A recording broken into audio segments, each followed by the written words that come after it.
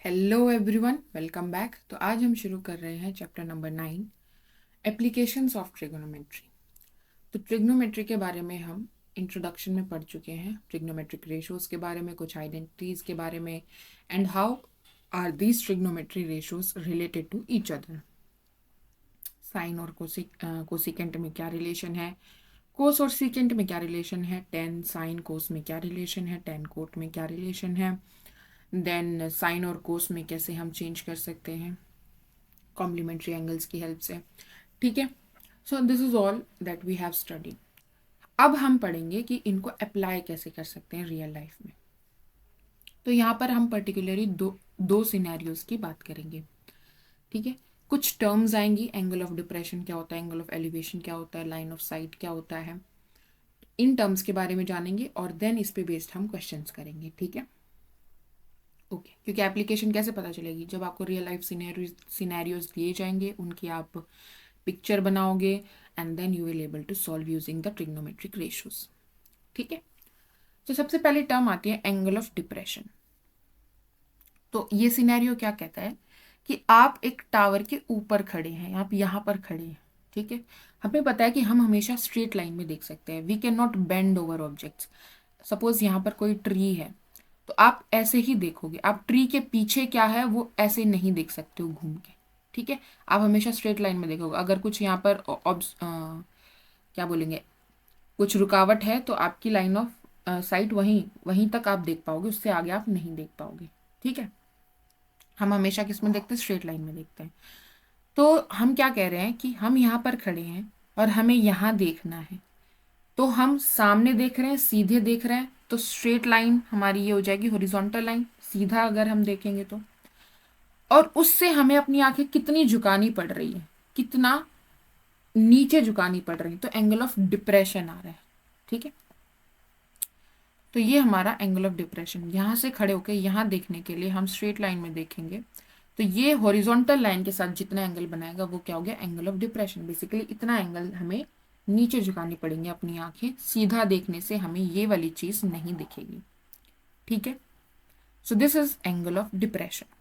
अब ये और ये जो लाइन है ये पैरेलल लाइंस है, ये ग्राउंड है और ये हम अगर स्ट्रेट लाइन में देखेंगे तो हमें जो दिखेगा ये डिस्टेंस हमेशा क्या रहेगा, सेम रहेगा। अब ये पैरेलल लाइंस हैं तो ये एंगल और ये एंगल क्या बन जाएगा, ऑल्टरनेट इंटीरियर एंगल्स। ठीक है, ये एक ट्रांसवर्सल लाइन बन जाएगी पैरेलल लाइंस को कट करने वाली। ठीक है, तो अल्टरनेट इंटीरियर एंगल से ये एंगल और ये एंगल क्या हो जाएगा, बराबर हो जाएगा। सो एंगल ऑफ डिप्रेशन हमारा जो होगा वो यहाँ पर बनेगा, लेकिन ये टावर और जब हम ये लाइन ऑफ साइट बनाएंगे तो ये अल्फा दोनों क्या हो जाएंगे, बराबर हो जाएंगे। और यहाँ पर हमारे पास क्या मिल जाएगा, एक राइट एंगल ट्राइंगल मिल जाएगा। और राइट एंगल ट्राइंगल मिलते ही हम एक्यूट एंगल अल्फा के लिए यहाँ पर ट्रिग्नोमेट्रिक रेशियोज यूज कर सकते हैं। ठीक है, कैसे यूज करेंगे, कई जगह हम एंगल ऑफ डिप्रेशन निकालने के लिए यूज करेंगे, कई जगह हम कोई साइड निकालने के लिए, टावर की हाइट निकालने के लिए यूज कर सकते हैं, कई जगह हम इसको यूज करेंगे कि ये जो देख रहे हैं हम जिस चीज को, वो टावर के बेस से कितनी दूर है वो देखने के लिए हम निकाल सकते हैं। ठीक है, यूज कर सकते हैं ट्रिग्नोमेट्रिक रेशियोज को। नेक्स्ट सिनेरियो क्या है कि आप नीचे खड़े हैं और आप टावर की टॉप को देख रहे हैं, हाईएस्ट पॉइंट को देख रहे हैं। ठीक है, यहाँ देखना है, यहाँ खड़े हैं तो हमें अपनी आंखें ऊपर उठानी पड़ेंगी, right. So this is the angle of elevation, आपको इतना एलिवेट करना पड़ेगा अपनी आंखों को to see the top of the tower. ठीक है, तो ये हो गया एंगल ऑफ एलिवेशन कि आपने ग्राउंड से कितना एलिवेट किया to see the top of this tower, right. Again हमारे पास क्या मिल गया, एक राइट एंगल ट्राइंगल मिल गया और यहाँ पर हम ट्रिग्नोमेट्रिक रेशियोज यूज कर सकते हैं। सो इस चैप्टर में आप बेसिकली अगर डायग्राम्स बना पाओगे अच्छे से, ट्राइंगल्स आइडेंटिफाई कर पाओगे और फिर आप आइडेंटिफाई करो कि आपको क्या क्या दिया है और क्या निकालना है, उनको रिलेट करने के लिए आपकी कौन सी ट्रिग्नोमेट्रिक रेशियो यूज हो सकती है। ठीक है, तो क्वेश्चन देखते हैं हम। फर्स्ट क्वेश्चन क्या कह रहा है कि एक वर्टिकल पोस्ट दिया है 9 मीटर हाई। ठीक है, एक वर्टिकल पोस्ट दिया है जो 9 मीटर ऊंचा है। ठीक है, ये हमारा ग्राउंड है। ओके, फिर हमें दिया है is broken at a certain height, certain height पर ये टूट गया है, हमें नहीं पता कितनी हाइट पर टूटा है, मान लेते हैं एक्स हाइट पर टूटा है।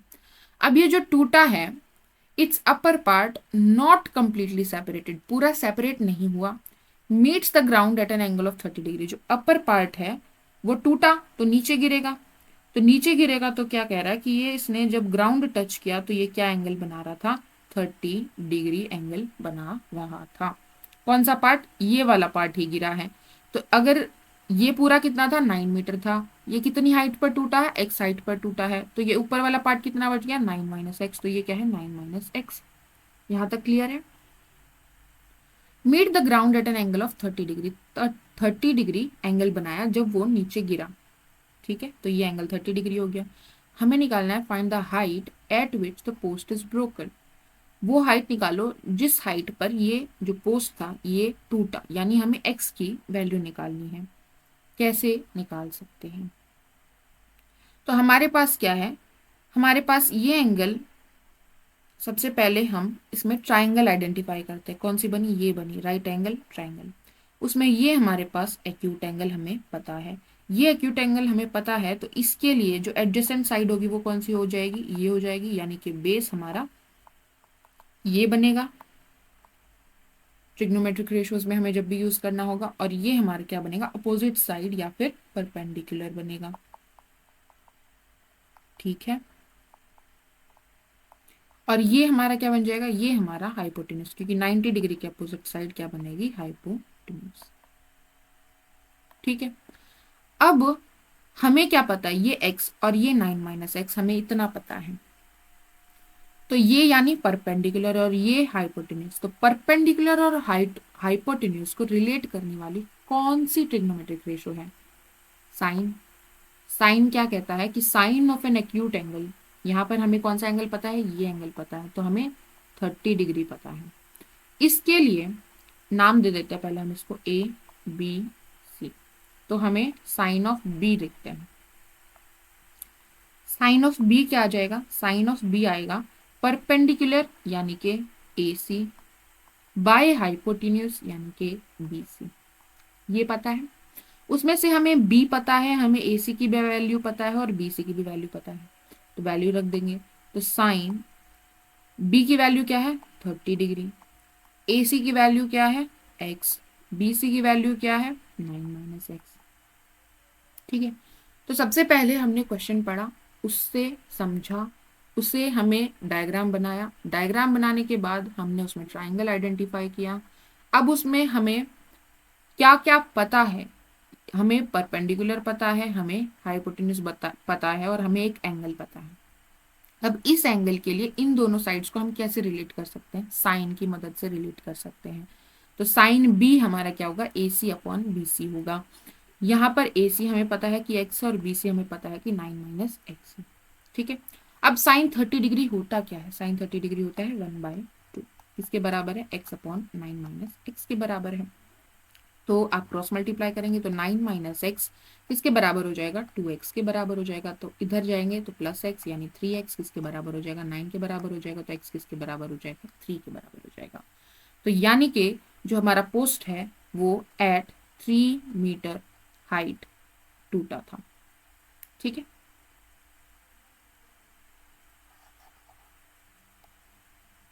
Post is broken at 3 metre height, correct है, समझ आया, ठीक है। एक और क्वेश्चन देखते हैं। ये क्वेश्चन क्या कह रहा है कि the length of shadow of a tower on the plane ground is √3 times the height of the tower. Length of the shadow of a tower on the plane ground, तो सबसे पहले हमारे पास एक टावर है और उसकी शेडो की बात की है, तो हम पहले क्या बनाते हैं, एक टावर बना लेते हैं, ठीक है। उसकी शेडो की बात की है किस पर, ग्राउंड पर, ग्राउंड बना लेते हैं भाई हम, ठीक है। अब टावर की शेडो कैसे पड़ेगी, टावर एक लाइन है, वर्टिकल लाइन है, तो उसकी शेडो भी एक वर्टिकल लाइन होगी, कहाँ बनेगी, ग्राउंड पर बनेगी। तो इधर बन सकती है, इधर बन सकती है, पीछे बन सकती है, आगे बन सकती है, लेकिन बनेगी एक लाइन ही बनेगी। तो हम मान लेते इधर बनी है, ठीक है। सपोज यहां तक उसकी शेडो बनी, हमें बोला है कि length of the shadow, shadow कहाँ बनेगी, यहाँ बनेगी। हमें बोला है length of the shadow of the tower on the plane, ये हमने टावर बनाया। On the plane ground, plane ground बोला है, प्लेन बना दिया हमने, is √3 times the height of the tower. तो हाइट ऑफ द टावर की √3 टाइम्स शेडो बनी है। पहले height of the tower consider करना पड़ेगा। सपोज हमने height of the tower consider किया है x, height of tower is x metre, ठीक है, ये x है। तो इसने बोला कि शेडो कितनी बनी है, length of the shadow is √3 times the height of the tower. तो यानी कि √3x हमारी ये लेंथ हो गई। हमें पूछा है कि find the angle of elevation of the sun. अच्छा, ये कैसे रिलेट किया, अब सन कहाँ है, अगर सन यहां होगा तभी तो इसके ऊपर लाइट गिरी, और वो स्ट्रेट लाइन में गिरेगी लाइट हमेशा, ठीक है, ठीक है। तो ये जो लाइट गिरी वही नीचे आएगी स्ट्रेट लाइन में और शेडो बनाएगी, ठीक है। सपोज ये एक ऑब्जेक्ट है और सन यहाँ है, तो ये टिप पर फॉल करेगी लाइट, टिप पर गिरी and then it will come back, तो ये हमारी शेडो की लेंथ बन जाएगी, दिस वन, ठीक है। सन का एलिवेशन क्या हो जाएगा, ये एंगल हो जाएगा, ठीक है। सो हमें ये एंगल फाइंड आउट करना है कि क्या होगा, ठीक है, क्लियर है। शेडो किसकी मदद से बनेगी, शेडो बनाने के लिए हमें एक लाइट सोर्स चाहिए इस तरफ, तभी शेडो बनेगी, और वो लाइट सोर्स क्या है, सन है। तो सन की जो हाइट है, सन का जो एंगल है कि वो कितनी ऊंचाई पर है, उसी हिसाब से हमारी शेडो बनेगी। आपने देखा होगा कि जब आप सुबह सुबह होते हो तो आपकी शेडो आपके पीछे बनेगी, लंबी बनती है, पीछे बनेगी आगे बनेगी, किस पर डिपेंड करेगा कि आप किस तरफ मुंह करके खड़े हैं, ठीक है। और ठीक है, और जब आप दोपहर में देखेंगे तो सन आपका बिल्कुल 90 डिग्री होता है, तो आपकी शेडो बिल्कुल आपकी यहाँ पर सबसे छोटी बनती है, यहाँ बनेगी, ठीक है। और फिर सन अगेन इवनिंग में शेडो लंबी हो जाती है। तो किस पर डिपेंड करता है कि सन का एंगल क्या बन रहा है, सन की जो रेज है वो आप पर किस एंगल से गिर रही है। तो यहाँ पर सन की जो रेज है वो यहाँ आ रही है, टिप पर फॉल कर रही हैं, और देन क्योंकि ये जो इन रेज को रोक रहा है और ये रे कंप्लीटली पास हो जाएगी, तो ये जो रेज रुकी हैं उनकी वजह से यहाँ शेडो बनेगी, और ये जो कंप्लीट पास हो जाएगी उसके बाद ये यहाँ पर टिप बन जाएगी, किसकी, इस टावर की टिप बन जाएगी, और ये हमारा क्या बन जाएगा, एंगल ऑफ एलिवेशन, क्योंकि लाइन हमेशा क्या करेगी, स्ट्रेट ट्रेवल करेगी, ठीक है। लाइट हमेशा स्ट्रेट ट्रेवल करती है, हम लाइट का पाथ स्ट्रेट लाइन से दिखाते हैं ना। तो हमें निकालना क्या है, बेसिकली एंगल निकालना, ये क्लियर बात है। अच्छा, ये एंगल कैसे निकाल सकते हैं, अब देखो हमें इसमें क्या क्या पता है, हमें टावर की हाइट पता है और हमें शेडो की लेंथ भी पता है। तो अगर हमें ये एंगल निकालना है, अगर हम इसको थीटा माने, तो इस थीटा के लिए ये हमारी क्या बन रही है, एडजेसेंट साइड बन रही है, यानी हम बेस बोल सकते हैं, और ये हमारी क्या बनेगी, परपेंडिकुलर बनेगी, ठीक है। ये हमारी राइट एंगल ट्रायंगल बन गई इन कंसिडरेशन।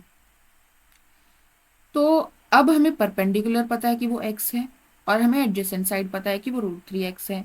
इन दोनों को रिलेट करने वाली रेशो हमारे पास क्या होती है, tan होती है। तो tan थीटा, हमने ये थीटा माना है, तो tan थीटा क्या हो जाएगा, ABC, परपेंडिकुलर बाय बेस यानी AC बाय AB।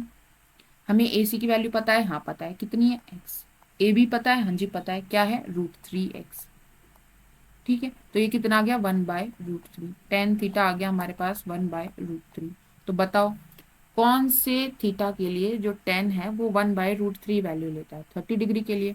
तो यहाँ पर थीटा की वैल्यू क्या हो जाएगी, 30 डिग्री, यानी कि जो सन है वो 30 डिग्री एलिवेशन पर है, ठीक है, ओके। नेक्स्ट क्वेश्चन क्या कह रहा है कि a man on the top of a vertical tower observe a car moving towards the tower. If it takes 12 minutes for the angle of depression to change from 30 degree to 45 degree, how soon will the car reach the tower? यहाँ पर angle of depression की बात की है, ठीक है। सबसे पहले आदमी कहाँ खड़ा है जिसको ऑब्जर्व करना है, वो खड़ा है एक वर्टिकल टावर पर, उसके टॉप पर खड़ा है। तो हमारा एक वर्टिकल टावर है, ओके, उसके ऊपर वो खड़ा है, ठीक है, ground. Car moving towards the tower. अब जो कार्स हैं वो तो कहाँ चलेंगी, जमीन पर चलेंगी, हवा में तो नहीं चलेंगी। क्या बोला है कि car moving towards the tower, cars जो है वो टावर की तरफ आ रही हैं, इधर से आएंगी तो इधर जाएंगी और इधर से आएंगी तो इधर जा रही हैं। If it takes 12 minutes for the angle of depression to change from 30 degree to 45 degree, यहाँ पर टाइम दिया है। एंगल ऑफ डिप्रेशन क्या बनेगा, इसकी vertical angle, vertical sorry horizontal line के साथ बनेगा, ठीक है। तो ग्राउंड के पैरेलल हमने लाइन बना ली। ये क्या बोल रहा है, सपोज कार पहले यहाँ थी फिर यहाँ आ गई, ऐसा क्यों हुआ, क्योंकि वो क्या बोल रहा है कि कार जो है वो टावर की तरफ जा रही है। तो अगर कार पहले यहाँ थी तो फिर यहाँ एक की तरफ जाना है, और ये यहाँ से यहाँ जाने में उसको कितना टाइम लगा, 12 मिनट्स टाइम लगा, 12 मिनट्स टाइम लगा, ठीक है। और एंगल ऑफ डिप्रेशन कितना चेंज हुआ, एंगल ऑफ डिप्रेशन चेंज हुआ 30 डिग्री टू 45 डिग्री। सपोज हम मिला देते हैं इन दोनों पॉइंट्स को,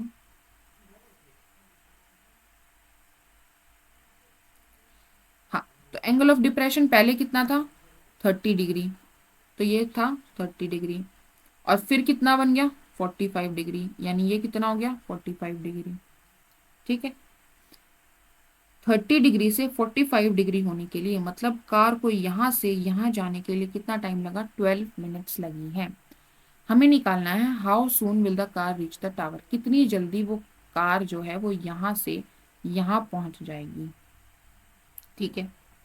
तो अभी टाइम निकालने के लिए स्पीड जो है वो हमारी रोल प्ले करेगी, क्योंकि डिस्टेंस तो हम निकाल लेंगे, ठीक बात है, पर टाइम हमें गिवन है तो स्पीड से तो रिलेट करना पड़ेगा। तो कार बेसिकली चल रही है तो कितनी स्पीड से चल रही है, तो लेट अस अज्यूम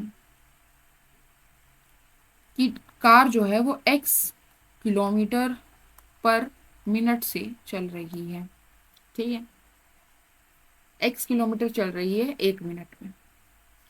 तो 12 मिनट्स में उसने कितना डिस्टेंस कवर किया होगा, 12x डिस्टेंस कवर किया होगा। तो बेसिकली यहाँ से यहाँ उसको जो 12 मिनट लगी, मतलब उसने 12x डिस्टेंस कवर किया होगा, ठीक है। ये डिस्टेंस कितना हो गया 12x। अच्छा, ये और ये लाइन जो है, this line and this line are parallel to each other. So ये 30 है तो ये कितना हो जाएगा 30, ये 45 है तो ये कितना हो जाएगा 45। तो मार्क कर लेते हैं, ये हमारा आ गया 30 डिग्री, ये हमारा आ गया 45 डिग्री। नेमिंग दे देते हैं A, point B, point C, point D. तो यहाँ पर हमारे पास दो ट्राइंगल्स आई। पहली ट्राइंगल हमारी है ए बी डी, पहली ये है राइट एंगल ट्राइंगल। देन दूसरी हमारे पास है A C D, right angle triangle, जिसका हमें एंगल पता है 30 डिग्री, ठीक है। हमें क्या निकालना है कि जो कार है जो अभी यहाँ पर है उसे यहाँ पहुंचने में कितना टाइम लगेगा। अगर हम स्पीड x किलोमीटर लेके चल रहे हैं, अगर हमें डिस्टेंस पता चल जाए तो हम क्या बता सकते हैं, हम बता सकते हैं कि उसको कितना टाइम लगेगा, ठीक है। तो देखो, जो हमारा ट्रायंगल है ए बी डी और हमारा ट्रायंगल है ए सी डी, उसमें हमारे पास कॉमन साइड कौन सी है, ए डी, ठीक है। तो अगर यहां पर ए डी की बात करूं, पहले हम लिख लेते हैं कि 45 डिग्री हमें पता है, तो 45 डिग्री के लिए ये हमारी क्या बन जाएगी, एडजेसेंट साइड बन जाएगी, और ये हमारा परपेंडिकुलर बनेगा, ठीक है। और 30 डिग्री के लिए भी हमारी जो ए सी है वो क्या बनेगी, एडजेसेंट साइड बनेगी, और ये हमारा परपेंडिकुलर बनेगा, ठीक है।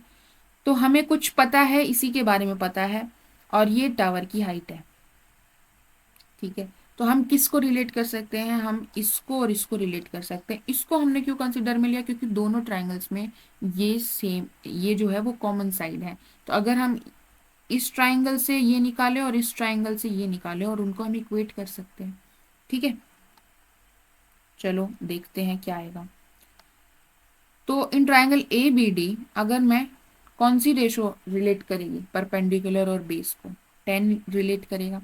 10 45 डिग्री निकालना चाहूँ तो 10 45 डिग्री क्या आएगा हमारे पास, परपेंडिकुलर यानी कि A D upon A B. ठीक है, 10 45 डिग्री की वैल्यू क्या होती है, 1 A D upon A B, यानी कि हमारे पास आ गया कि जो ए डी है वो किसके बराबर है, ए बी के बराबर है, मतलब this is equal to this. ठीक है, क्लियर है। Next in triangle A C D अगर हम 10 30 डिग्री निकालें, क्योंकि परपेंडिकुलर और बेस को हम परपेंडिकुलर और बेस को हमें रिलेट करना है, तो ये बनेगा हमारे पास A D upon A C. 10 30 degree की वैल्यू क्या होती है, 1/√3 बराबर किसके है, ए डी अपॉन ए सी। ए सी को मैं क्या लिख सकती हूँ, A B plus B C लिख सकती हूँ, A B plus B C. B C की वैल्यू मुझे पता है, हाँ जी पता है कितनी, 12x। सो ये पहले क्रॉस मल्टीप्लाई करेंगे तो A B plus B C किसके बराबर आ गया, √3 ए डी के बराबर आ गया। अब यहां से बी सी की वैल्यू मुझे पता कितनी है, 12x, और ए बी जो है वो किसके बराबर है, ए डी के बराबर है। तो ए बी को अगर मैं इधर ले जाऊं तो यहाँ आ जाएगा √3 - 1 ए डी। ठीक है, तो ए डी क्या आ गया यहाँ से, ए डी बोले या ए बी बोले तो वो क्या आ जाएगा, 12x/√3 - 1। ठीक है, ये क्या है, ये हमारा डिस्टेंस है। ये क्या आया, ए डी आया, राइट। और ए डी किसके बराबर है, ए बी के बराबर है। ठीक है, तो ये हमारा क्या आ गया, डिस्टेंस आ गया। कौन सा डिस्टेंस आ गया, ये आ गया। अब स्पीड क्या थी, x किलोमीटर/मिनट थी। हमें क्या निकालना है, how soon will the car reach, मतलब हमें क्या निकालना है, टाइम निकालना है। तो हमें डिस्टेंस पता है, हमें स्पीड पता है, तो हमें टाइम निकालने के लिए क्या फॉर्मूला लगेगा, डिस्टेंस बाय स्पीड। यानी कि आप क्या करेंगे, 12x/√3 - 1 को डिवाइड करेंगे, किस से डिवाइड करेंगे, x से डिवाइड करेंगे, तो x से x कैंसिल हो जाएगा और ये हमारा क्या आ जाएगा, टाइम आ जाएगा, किस में आएगा, मिनट्स में आएगा। ठीक है, आप इसको सिंप्लीफाई कर सकते हैं, क्योंकि हमारे पास डिनोमिनेटर में क्या इरेशनल नंबर आ रहा है, √3 - 1, तो हम रेशनलाइज कर लेते हैं, √3 + 1 से हम मल्टीप्लाई डिवाइड कर लेंगे, तो आ जाएगा हमारे पास 12 × √3 + 1 और नीचे आ जाएगा √3 का स्क्वायर यानी 3 - 1 यानी कि 2। सो दिस इज 6 × √3 + 1। ये हमारी मिनट्स आ जाएंगी। √3 की वैल्यू हम 1.73 लिख के इसको सॉल्व कर सकते हैं। और आगे कॉन्सेप्ट समझ आया। क्या बोला है कि आदमी कहाँ खड़ा है, टॉप पर खड़ा है, किसकी, टावर के टॉप पर खड़ा है, और क्या हो रहा है, जो कार्स हैं वो उसकी तरफ आ रही हैं, कार जो है उसकी तरफ आ रही है। जो एंगल ऑफ डिप्रेशन, पहले इस कार की तरफ देख रहा तो कितना आंखें झुकानी पड़ रही थी, 30 डिग्री। जब इसकी नजदीक आएगी कार, इसके पास आएगी तो हमें और ज्यादा आंखें झुकानी पड़ेंगी, एंगल बढ़ गया, कितना हो गया, 45 डिग्री। ठीक है, और यहां से यहां आने में कितना टाइम लगा, उसको 12 मिनट लगा। ठीक है, अब 12 मिनट लगा, लेकिन ये तो क्या हुआ, इतना तो उसने डिस्टेंस ट्रेवल किया, राइट। और डिस्टेंस निकालने के लिए हमें क्या करना पड़ेगा, स्पीड चाहिएगी, क्योंकि स्पीड को जब हम टाइम से मल्टीप्लाई करेंगे तो हमारे पास क्या आएगा, डिस्टेंस आएगा। तो इसलिए हमने स्पीड कंसीडर की कि मान लीजिए कि वो x किलोमीटर/मिनट की स्पीड से चल रहा है, तो डिस्टेंस कितना आ गया, 12x आ गया, हमें ये पता चल गया। फिर हमने क्या देखा इसमें कि हमारे पास दो ट्राइंगल्स बन रही है, इन दोनों ट्राइंगल्स में जो कॉमन साइड है उसको हम रिलेट करेंगे, जिसके बारे में हमें कुछ बताया उस साइड से।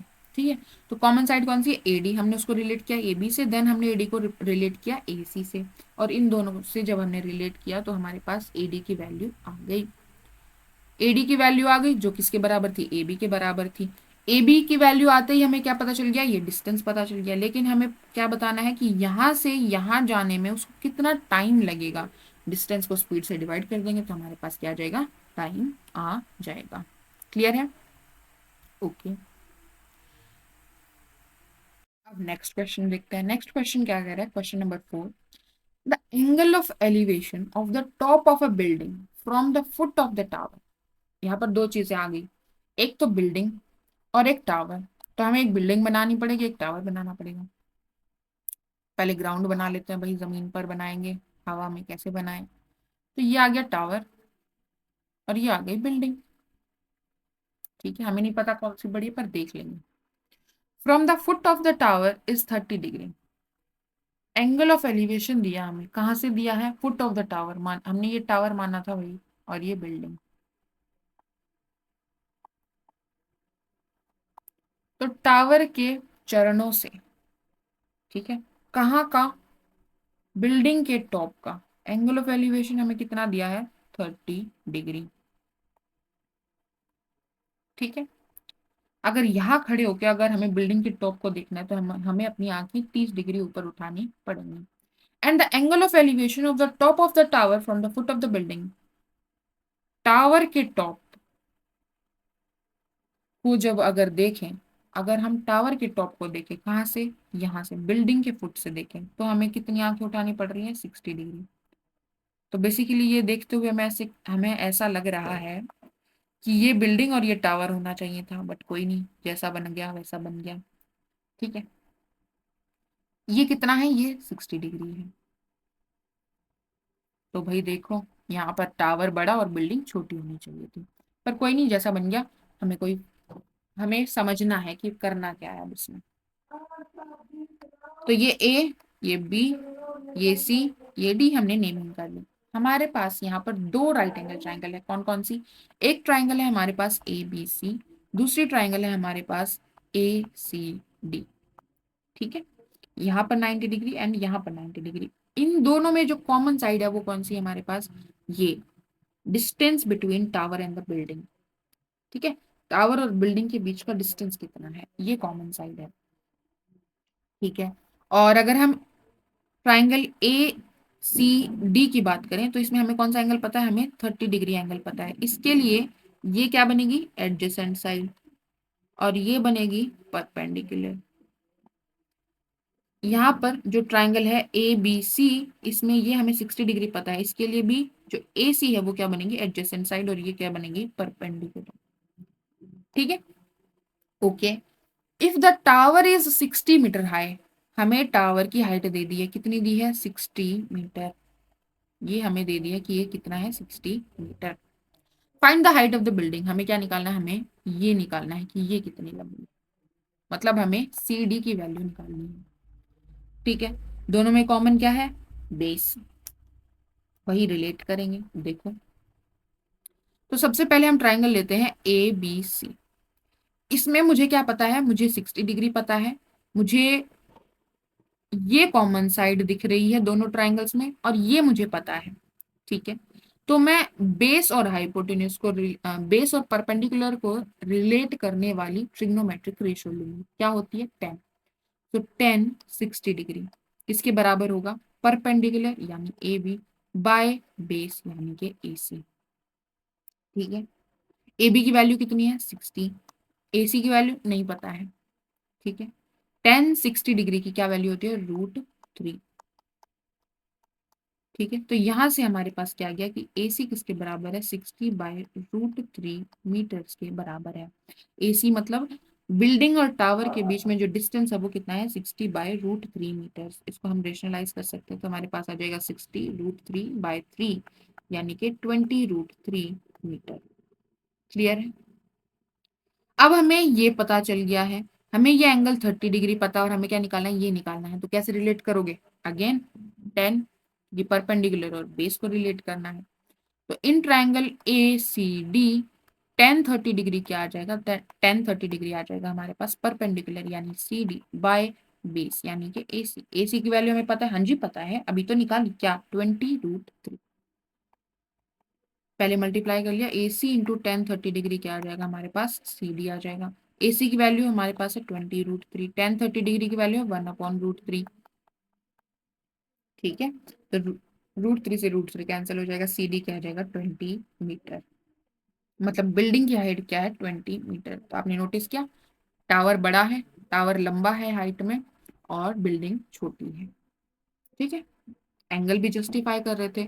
अब कोई चीज ऊंची है तो उसे देखने के लिए एंगल ऑफ एलिवेशन बड़ा होगा, हमें ज्यादा नजरें ऊपर उठानी पड़ेंगी। और जो चीज छोटी है उसके लिए हमें नजरें कम उठानी पड़ेंगी। ठीक है, क्लियर है? आगे बढ़ते हैं। नेक्स्ट क्वेश्चन है हमारा, the lower window of a house is at a height of 2 metre above the ground. सबसे पहले ग्राउंड बना लेते हैं।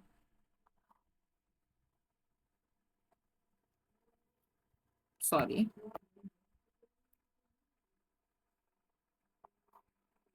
तो ये हमारा ग्राउंड हो गया। उसके ऊपर एक घर बना लेते हैं। भाई हम सिंपली रिप्रेजेंटेशन करेंगे, ये हमारा घर है। इसमें lower window of the house, जो नीचे वाली खिड़की है, मान लेते हैं यहाँ पर है, is at a height of 2 metre. हमें दे दिया कि कितनी हाइट पर है, 2 मीटर हाइट पर है। ठीक है, above the ground. And its upper window, इसमें एक और विंडो है, is 4 metre vertically above the lower window. Lower window के 4 मीटर ऊपर हमारी क्या आ जाएगी, अपर विंडो आ जाएगी। तो ये डिस्टेंस कितना हो गया, 4 मीटर। ठीक है, ये अपर विंडो आ गई। At certain instant, the angle of elevation of a balloon from these windows are observed to be 60 degree and 30 degree. तो कहीं पर गुब्बारा उड़ रहा है, ठीक है, एक बलून। ठीक है, इस इसको देख रहे हैं हम, यहां पर खड़े होकर देख रहे हैं, एक बार यहां पर खड़े होकर देख रहे हैं। ठीक है, सबसे पहले तो हम एक हॉरिजॉन्टल लाइन बना लेते हैं, क्योंकि हमें यहाँ पर खड़े होकर देखना है तो जमीन चाहिएगी। और यहाँ पर भी एक हॉरिजॉन्टल लाइन बना लेते हैं। ठीक है, फिर क्या बोल रहे हैं, यहाँ पर खड़े होकर इसको देख रहे हैं, तो मैं इसको एक पॉइंट बना लेती हूँ। इसको देख रहे हैं तो पहले इसको ज्वाइन कर लेते हैं, क्योंकि हम स्ट्रेट लाइन में देखेंगे, तिरछा उल्टा सीधा तो देखेंगे नहीं। यहाँ पर खड़े होकर भी किसको देख रहे हैं, इसको देख रहे हैं। ठीक है, और क्या बोला है कि at a certain instant the angle of elevation, यहाँ से और यहाँ से कितनी नजरें उठानी पड़ रही हैं उसको, from the windows are observe to be 60 degree. यहाँ से 60 डिग्री उठानी पड़ रही है और यहाँ से 30 डिग्री उठानी पड़ रही है respectively. Find the height of the balloon above the ground. तो आपको बताना है कि ये जो बलून है वो धरती से कितनी ऊंचाई पर उड़ रहा है। बेसिकली आपको क्या निकालना है, आपको ये निकालना है। मान लीजिए हमने इसको नाम दिया ABCDEF, तो हमें क्या निकालना है, हमें AB निकालना है कि क्या होगा। ठीक है, तो देखो ये हमने क्या ड्रॉ की है, पैरेलल लाइन ड्रॉ की है। तो ये 2 मीटर है तो ये कितना होगा, ये भी 2 मीटर होगा। सही बात है। ये 4 मीटर है, ये भी हमने पैरेलल लाइन ड्रॉ की है, तो ये कितना होगा, ये भी कितना होगा, 4 मीटर हो गया।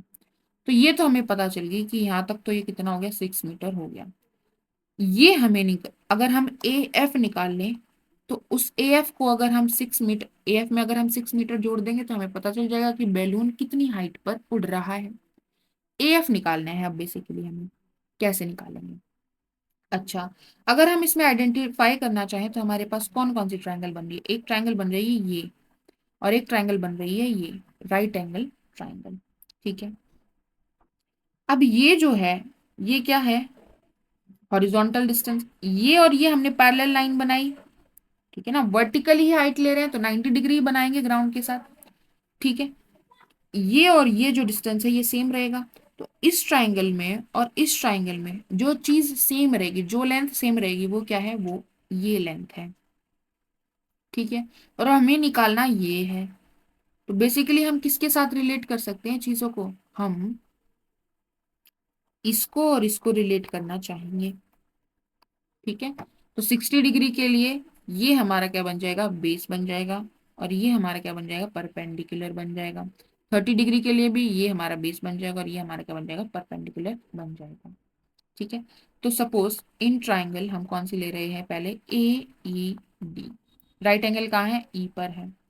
ठीक है, हमें क्या पता है, 60 डिग्री हमें पता है, तो 10 60 डिग्री क्या हो जाएगा, परपेंडिकुलर।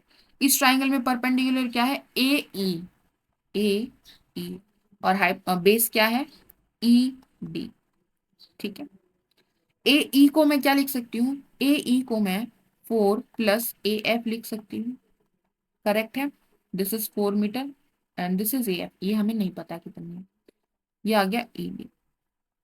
1060 की वैल्यू क्या होती है, √3। √3 किसके बराबर आ गया, 4 + AF/E D। ठीक है, ये आ जाएगा ई डी किसके बराबर आ गया, 4 + AF/√3। यहाँ तक क्लियर है। अच्छा, अब दूसरी ट्रायंगल हमें क्या दिख रही थी, हमें दिख रही थी AFG। ठीक है, इसमें हमें 30 डिग्री पता है, तो 10 30 डिग्री निकालते हैं। अब जो बेस है, यानी कि इसका बेस कौन सा हुआ, FG हुआ, लेकिन FG और ED दोनों ही क्या रहेंगे, सेम डिस्टेंस रहेंगे। तो हम बेस की जगह पहले हम लिखते हैं, क्या बनेगा हमारा परपेंडिकुलर, क्या बनेगा AF, बेस क्या बनेगा FG। FG जो है वो किसके बराबर है, ED के बराबर है। तो FG की जगह मैं क्या लिख सकती हूँ, ED लिख सकती हूँ। तो AF/ED। ED की जो लेंथ है वो हम यहाँ से रख सकते हैं, कितनी है, तो ये हो जाएगा AF/4 + AF/√3। ये किसके बराबर है, 10 30 डिग्री। 10 30 डिग्री की वैल्यू होती है 1/√3। यहाँ तक क्लियर है। इसको थोड़ा सॉल्व करते हैं।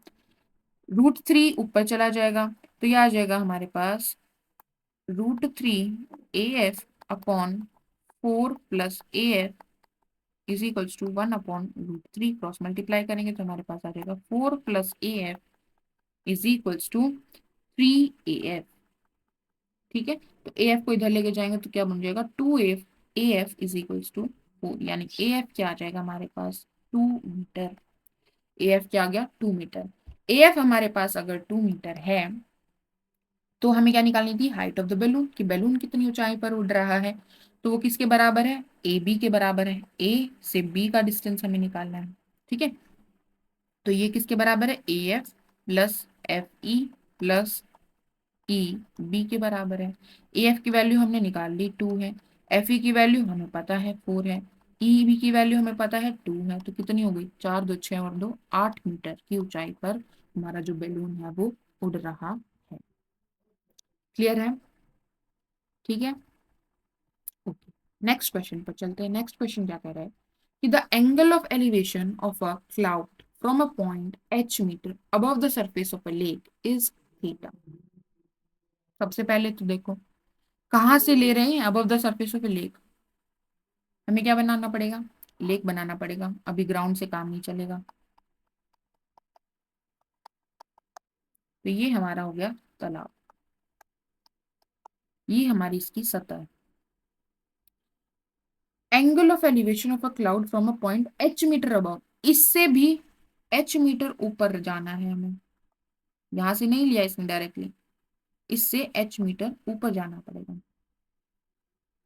ठीक है, तो suppose this is the h। Okay, तो इसके पैरेलल हमें एक और लाइन ड्रॉ करनी पड़ेगी इस पॉइंट पर, क्योंकि यहां से एंगल ऑफ एलिवेशन लिया है। एंगल ऑफ एलिवेशन हमेशा किसके साथ लेंगे, स्ट्रेट लाइन के साथ लेंगे, हॉरिजॉन्टल लाइन के साथ लेंगे। तो इसके पैरेलल हमें यहाँ पर लाइन ड्रॉ करनी पड़ेगी, और उससे फिर एंगल ऑफ एलिवेशन हमें कितना दिया है, हमें दिया है थीटा।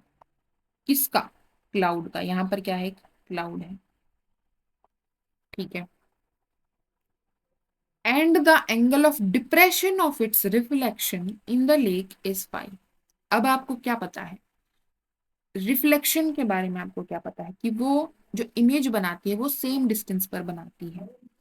तो जो क्लाउड है उसकी जो हाइट है यहाँ से, उतनी ही डेप्थ पर जो क्लाउड की है वो क्या बनी होगी, इमेज बनी होगी। हम ये मानकर चल रहे हैं। ठीक है, और हमें क्या दिया है, एंगल ऑफ डिप्रेशन दिया है ऑफ इट्स रिफ्लेक्शन, यानी यहाँ पर रिफ्लेक्शन जो बनी है उस उसे देखने के लिए हमें अपनी आंखें कितनी झुकानी पड़ रही है, वो हमें दिया है। कितना दिया है, वो दिया है बीटा, सॉरी 5। ठीक है, यानी कि ये 5। Okay, prove that the height of the cloud above the lake is, मतलब ये जो हाइट है, नाम दे देते हैं हम, this is A, B, C, D, E, F. हमें क्या निकालना है? हमें ए बी निकालना है। क्लाउड की हाइट लेक की सतह से ऊपर, ठीक है, लेक से कितनी ऊंचाई पर है वो हमें निकालना है। और वो हमें क्या प्रूव करना है कि वो h times ten five plus ten theta by tan five minus tan theta होगी। ये हमें प्रूव करना है। ठीक है, यहां तक क्लियर है? अब इसमें जल्दी से बताओ कौन से दो ट्राइंगल आपको दिख रहे हैं right angle triangle? Quite easy. एक तो हमें ये दिख रहा है और एक हमें इन्वर्टेड दिख रहा है इससे। और इन दोनों ट्राइंगल्स में कॉमन चीज क्या है? क्या है? बेस है। ये वाली साइड क्या है? कॉमन है। तो सबसे पहले हम क्या ले रहे हैं? हमारे पास दो ट्राइंगल हैं। कौन कौन से ट्राइंगल हैं? एक तो है ए ई डी, एक हमारे पास ट्राइंगल है एफ ई डी। क्लियर है यहाँ तक? बिल्कुल क्लियर है जी। अच्छा, ये तो हमें पता है एच हमें ये निकालनी है। अगर हम ये निकाल दे तो हमारे पास पता चल जाएगा कि हमारी ए बी क्या है। ठीक है, इन दोनों में कॉमन साइड कौन सी है? ई डी। ठीक है, जो कि एज ए बेस काम करेगी। थीटा के लिए ये हमारी एडजेसेंट साइड है, ये हमारी परपेंडिकुलर साइड है। फाई के लिए ये हमारी एडजेसेंट साइड यानी बेस है। और एफ ई जो हमारे क्या होगा? परपेंडिकुलर की तरह काम करेगा। तो हम लिखते हैं ट्राइंगल ए ई डी, मतलब कि कौन सी वाली ट्राइंगल? ये वाली ट्राइंगल की हम बात कर रहे हैं। इसमें हम कॉमन साइड को रिलेट करेंगे। हमें निकालना क्या है? ए बी निकालना है। और ए बी निकालने के लिए ए बी को मैं क्या लिख सकती हूँ? ए ई प्लस एच लिख सकती हूँ। तो बेसिकली मुझे ए ई निकालना पड़ेगा, यानी कि मुझे ये चाहिए। तो इसको मुझे रिलेट करना पड़ेगा। कॉमन साइड कौन सी है? ई डी के साथ। तो परपेंडिकुलर और बेस को रिलेट करना है। कौन सी ट्रिग्नोमेट्रिक रेशो यूज होगी? टेन। टेन थीटा क्या हो जाएगा? परपेंडिकुलर यानी कि ए ई बाय बेस, बेस यानी कि ई डी। क्लियर है? इस ट्राइंगल में अगेन हम किसको रिलेट करेंगे? टेन का यूज करेंगे। टेन फाइव किसके बराबर आ जाएगा? परपेंडिकुलर यानी कि एफ ई बाय बेस यानी कि ई डी। ठीक है, एफ ई को मैं क्या लिख सकती हूँ? H plus B F, H plus B F upon E D. ठीक है, यहां से अगर मैं ईडी की वैल्यू निकालूं तो ईडी की वैल्यू क्या आ जाएगी? यहां से ए ई अपॉन टेन थीटा आ जाएगी। टेन थीटा आ जाएगी। ठीक है, यहां से निकालते हैं, सॉरी, कहीं से निकाल, एक से निकाल के दूसरे में रखनी है। यहां से अगर ईडी की वैल्यू निकालेंगे तो क्या आ जाएगी? H plus B F by tan pi. यही आ जाएगी। ईडी इधर चला गया, टेन पाई नीचे आ गया, इसमें रख देंगे तो ये आ जाएगा टेन थीटा किसके बराबर आ जाएगा? A E upon E D. E D की वैल्यू क्या है? H plus B F by tan phi. तो टेन फाइव ऊपर चला गया। ठीक है, तो यहाँ आ गया H plus B F tan theta is equals to A E tan alpha, sorry tan five. ठीक है, टेन फाइव नीचे चला जाएगा तो ए ई की वैल्यू हमारे पास आ गई H tan theta plus B F tan theta by tan five. हमें क्या निकालना है? हमें ए ई निकालना है और उसमें फिर एच ऐड करना पड़ेगा। क्या निकालने के लिए? ए बी निकालने के लिए। सो हमें निकालना है ए बी, जो कि क्या है? एच प्लस ए ई। ठीक है, यहाँ तक? अच्छा, तो एच की वैल्यू एच ही रखेंगे। ए ई की वैल्यू क्या निकाली हमने? H tan theta plus B F tan theta by tan five. ठीक है, ए बी। अब जो बी एफ है वो क्या है? हमने क्या देखा? जो क्लाउड का रिफ्लेक्शन हम देख रहे हैं लेक में, तो यहां से क्लाउड का डिस्टेंस और इसकी रिफ्लेक्शन का डिस्टेंस क्या होगा? बराबर होगा। प्लेन मिरर में जब हम रिफ्लेक्शन देखते हैं तो इमेज का और ऑब्जेक्ट का डिस्टेंस क्या होता है, सेम होता है, सेम डिस्टेंस पर हमारी रिफ्लेक्शन दिखाई देती है। तो ए बी जो है वो एफ बी के बराबर हो जाएगा। तो यहाँ पर बी एफ की जगह मैं क्या लिख सकती हूँ, ए बी लिख सकती हूँ। तो एलसीएम लेंगे तो ये आ जाएगा H tan five plus H tan theta, और बी एफ की जगह मैं क्या लिख दूंगी, ए बी। ठीक है, तो आ गया plus A B tan theta. ठीक है, बाय टेन फाइव। अब आप क्या करो, टेन फाइव को उस तरफ ले जाइए, तो क्या आ जाएगा, A B tan five is equals to H tan five plus H tan theta plus A B tan theta. ठीक है, अब आप ए बी जिस जिसमें आ रहा है उनको एक तरफ लेके जाइए, तो इसको हम उस तरफ लेके जाएंगे तो ए बी कॉमन आ जाएगा। Ten five minus tan theta इसके बराबर आ गया H tan five plus H tan theta, यहाँ से एच कॉमन ले सकते हैं, ten five plus ten theta. ठीक है, ए बी क्या आ जाएगा हमारे पास, इससे डिवाइड करेंगे, H tan five plus tan theta divide by tan five minus ten theta. ठीक है, ये हमारा आंसर आ गया कि क्लाउड जो है वो इतनी हाइट पर है, किससे, लेक से। यही हमें प्रूव करना था, हैंस प्रूव। ठीक है, क्लियर है। तो इसमें बेसिकली जो मेन होगा, क्वेश्चन को समझना और उससे डायग्राम बनाना। ठीक है, देन आपको सिर्फ ट्रिग्नोमेट्रिक रेशियोज ही यूज करनी होंगी।